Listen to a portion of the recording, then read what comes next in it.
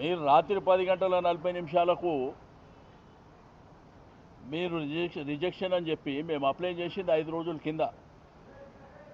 ఒకవేళ మీరు నిన్ననో మొన్ననో రిజెక్షన్ చేస్తే మేము కోర్టు ద్వారా పర్మిషన్ తీసుకుంటుంటే, ఈరోజు ముఖ్యమంత్రి గారు ఎక్కడన్నా పోతేనేమో అందరిని అరెస్ట్ చేస్తారు ప్రతిపక్ష పార్టీలని. వాళ్ళేమో ఇష్టానుసారం ర్యాలీలు చేసుకోవచ్చు.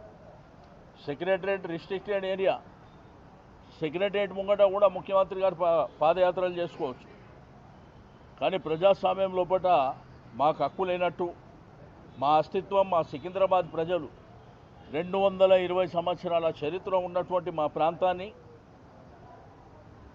మా ప్రాంతం పేరు లేకుండా మా అస్తిత్వం మీద దెబ్బ కొట్టినప్పుడు ప్రజాస్వామ్యబద్ధంగా మేము నిరసన చెప్పేటువంటి కార్యక్రమాన్ని ఈరోజు ఏర్పాటు చేసుకున్నాం. మీరు చూస్తే ఒక కర్ఫ్యూని తలపించే విధంగా కొన్ని వేలాది మంది పోలీసులు పెట్టి ఎక్కడదక్కడ అరెస్టుల పర్వం కొనసాగించడం అనేది దుర్మార్గమైనటువంటి చర్య. దీన్ని తీవ్రంగా ఖండించడమే కాకుండా మళ్ళీ ఫస్ట్ వీక్లో కోర్టుకు పోతాం, న్యాయపరంగా పర్మిషన్ తీసుకొని మళ్ళీ ర్యాలీ కంటిన్యూ చేస్తామని చెప్పి నేను ఈ సందర్భంగా తెలియజేస్తూ ఉన్నాను.